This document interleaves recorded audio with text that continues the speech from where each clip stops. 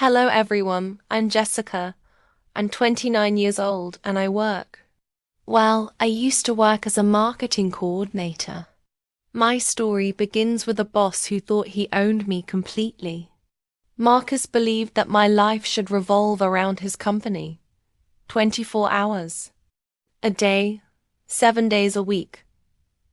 But what he didn't know is that every email he sent, every private message he wrote from the company computer, was about to come back to haunt him in the most devastating way possible. If you've ever had a boss who made you feel like slaves, stay with me. This story will show you that sometimes revenge comes in the most unexpected way. Don't forget to like if you enjoy workplace justice stories, and subscribe for more revenge stories that will leave you speechless. So, let's start from the beginning. I worked for TechFlow Solutions, a tech startup in the heart of San Francisco. The company was founded by Marcus Brennan, a 45-year-old man with an ego as big as the city itself.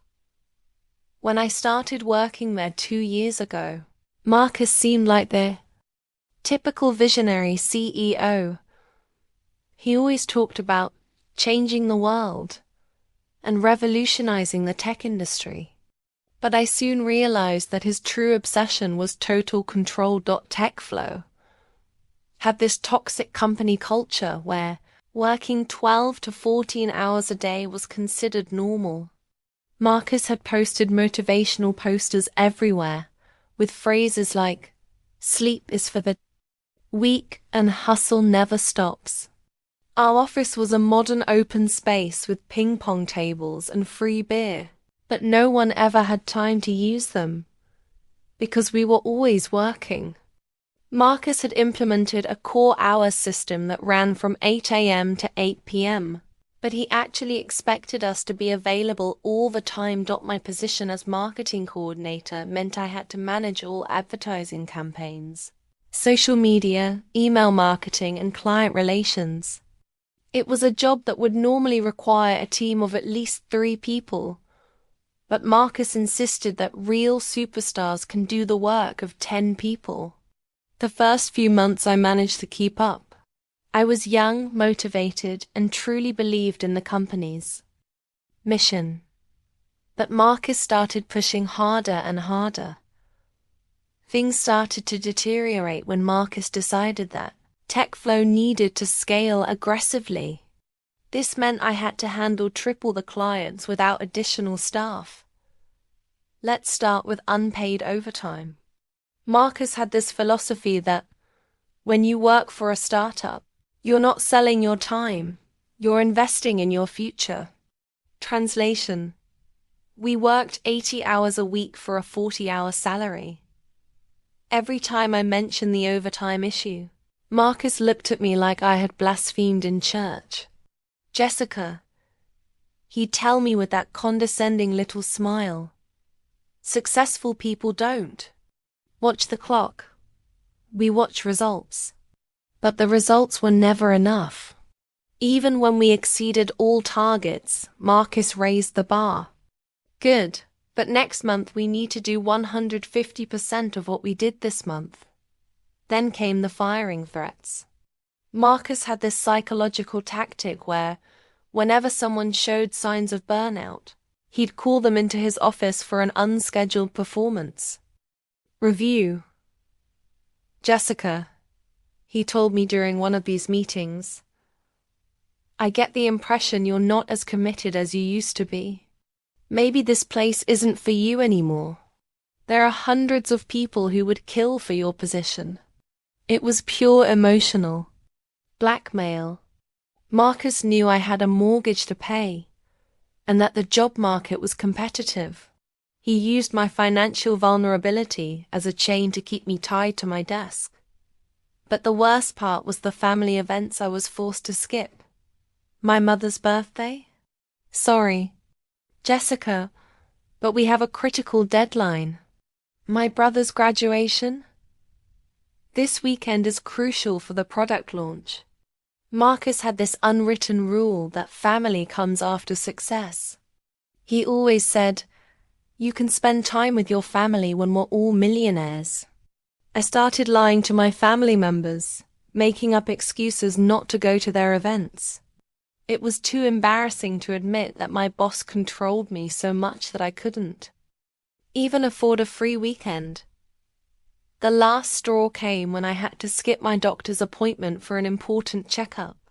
I had booked that visit 3 months in advance, but Marcus organized an urgent meeting at exactly the same time. "Jessica, clients don't wait for your personal problems," he told me when I explained the situation. "If you want to advance your career, you have to learn that work always comes first."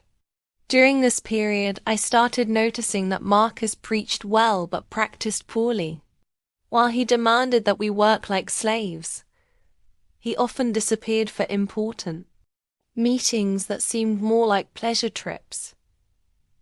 Once I saw him leave the office at 2 p.m. with the excuse of a client dinner, only to see him posting photos on Instagram from a golf course. But the moment that changed everything came when my sister announced her wedding date. It was a Friday afternoon, when my sister Emma called me, excited. "Jess, we've set the wedding date. It'll be Saturday, October 15th. I know it's 2 months away, but I wanted to tell you right away, because you're my maid of honor." My heart leaped with joy. Emma is my younger sister, and we've always been very close. Her wedding was something we'd been looking forward to for years. I immediately checked the company calendar and saw that weekend was free. No scheduled events. No urgent deadlines. It was perfect. Monday morning I went to Marcus to inform him that I would need that weekend off. I wasn't asking permission to skip work. I was simply informing him of my schedule 2 months in advance. "Marcus, I wanted to let you know that October 15th is my sister's wedding, and I'm the maid of honor. I'll need that weekend off." Marcus looked at me like I had just said I wanted to burn down the office. "Jessica, October will be a crucial month for us. We're launching version 2.0 of our platform. But Marcus, there's nothing scheduled for that specific weekend." I checked the entire calendar. "Plans change, Jessica. Startups don't go on vacation. If your sister wanted you at her wedding, she should have consulted you before setting the date." I couldn't believe what I was hearing. "Marcus, it's my sister's wedding.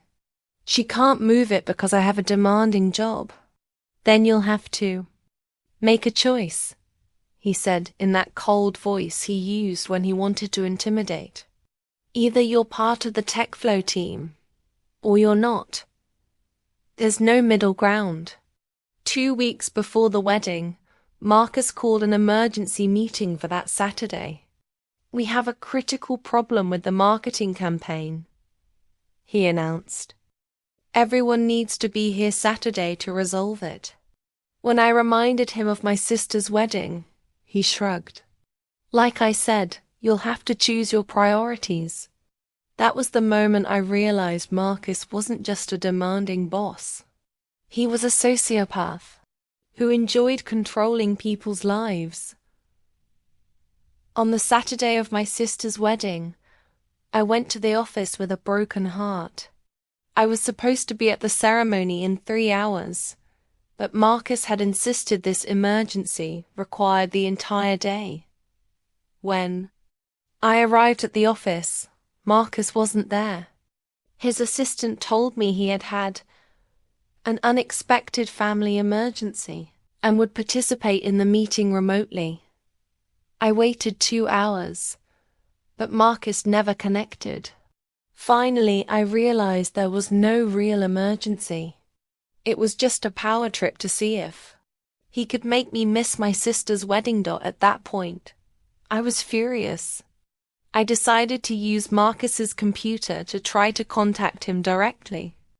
He had left his email account open, which he often did because he thought no one would dare to look. What I found shocked me. The most recent email was to his wife, Sarah, dated that very morning. Dear, I know I told you I had to work today, but I decided to go to the golf tournament with the guys. Don't tell anyone at the office. I love you. But that was just the beginning. Scrolling through his emails, I found a real goldmine of hypocrisy. There were emails where Marcus bragged to his friends about how brilliant he was at manipulating employees to work for free. He wrote things like, "The trick is to make them feel special, like they're part of something bigger. Then you can make them work 80 hours a week, and they'll even thank you." But the most disturbing thing was the personal emails he sent during work hours. While he demanded that we not waste even a minute, he spent hours planning his vacations, buying expensive items online, and flirting with other women. Yes, you heard right. Marcus, who had been married for 15 years and had 2 children, was having an extramarital affair with a consultant from our company. The emails between him and this woman, let's call her Linda, were explicit and detailed. They talked about secret meetings, romantic weekends, and Marcus constantly complained about his wife. In one particularly disgusting email, Marcus wrote, "I can't wait to get rid of Sarah. She's so boring and predictable. With you, I feel alive." Again, I printed everything. Every single compromising email, every hypocritical message, every proof of his betrayal. While I was printing the emails, my phone kept ringing. It was my sister asking where I was. The ceremony was about to start, and I was the maid of honor. It was at that moment that I made the decision that would change everything. I opened a new email from Marcus's account and wrote to his wife Sarah. But I didn't send the emails directly. It would have been too obvious they came from me. Instead, I created an anonymous email account and forwarded all the compromising emails to Sarah with this message. "Dear Sarah, I am someone who works with your husband, and I feel a moral duty to let you know the truth about what Marcus does when he thinks no one is watching. Attached you will find emails that will open your eyes to your husband's true nature. I'm sorry to be the bearer of bad news, but you deserve to know." I attached everything. The affair emails, the messages where he bragged about manipulating employees, the proof that while he made us work on Saturday, he went to play golf. After sending the email, I turned off Marcus's computer, took my things, and ran to my sister's wedding. I arrived just in time for the ceremony, although I was a bit late for the preparation. My sister was understanding and happy that I managed to come. During the party, I kept checking my phone. Marcus had sent me several increasingly furious messages asking where I was and threatening to fire me if I didn't return to the office immediately. Turned off the phone and enjoyed the wedding. For the first time in months, I felt free. Monday morning, when I returned to the office, the atmosphere was very strange. Marcus hadn't come to work, and his assistant seemed nervous. Around noon, Marcus arrived at the office looking devastated. He had red eyes, an unshaven beard, and wrinkled clothes. He called me into his office immediately. "Jessica," he told me, in a voice I had never heard before, a defeated voice. "I need to ask you something, and I need you to be honest. Did you send those emails to my wife?" I maintained perfect calm. "What emails are you talking about, Marcus? Don't play dumb with me. Someone sent Sarah all my private emails. Who else had access to my computer?" "Marcus, I was here Saturday for the meeting you organized. Remember? The one I had to skip my sister's wedding for. But you never showed up. I watched him realize he had trapped himself. He couldn't accuse me of violating his privacy without admitting that he himself had lied about the emergency meeting. The following weeks were an emotional roller coaster for Marcus. And honestly, it was fun to watch. Sarah had immediately asked for a divorce. She had taken the emails to a lawyer and started separation proceedings. Marcus was forced to leave the family home and move to a squalid apartment. But the beautiful thing is that the divorce had a direct impact on his work. Marcus was completely distracted. He spent hours on the phone with lawyers, lost concentration during meetings, and his productivity crashed. Investors started noticing something was wrong. TechFlow was losing clients because Marcus could no longer maintain his facade of a brilliant and controlled CEO. During a particularly embarrassing meeting with our most important clients, Marcus had a complete breakdown. He started yelling at a client who had asked a legitimate question about our service. "You have no idea what I'm going through," he shouted. "My life is falling apart, and you're worried about this nonsense." The client left the meeting and cancelled the contract. This was the beginning of the end for Marcus. The board of directors started receiving complaints about his erratic behavior. Investors were losing confidence. Meanwhile, I was finally working normal hours. With Marcus distracted by his personal problems, he had stopped micromanaging us. Ironically, the company functioned better when he wasn't there. The end came free. Months later, the board of directors called Marcus for a strategic meeting. He thought he was going to discuss expansion plans. Instead, they presented him with a forced resignation letter. "Marcus," the board president told him, "we believe it's in everyone's interest if you step aside to focus on your personal problems." They offered him a decent exit package in exchange for his shares and his silence. Marcus, who was now emotionally and financially destroyed by the divorce, accepted. Marcus's last day at the office was surreal. He came to empty his desk without saying a word to anyone. When he passed by my workstation, he stopped. "I hope you're happy," he whispered to me. I looked him straight in the eyes and replied, "Marcus, I'm finally happy. For the first time in 2 years, I'm happy to come to work." Today, TechFlow has a new CEO, a brilliant woman who believes in work-life balance. We work 40 hours a week, we have real benefits, and no one gets punished for going to their sister's wedding. Marcus? The last time I heard about him, he was trying to start a new startup, but no serious investor wanted to work with him.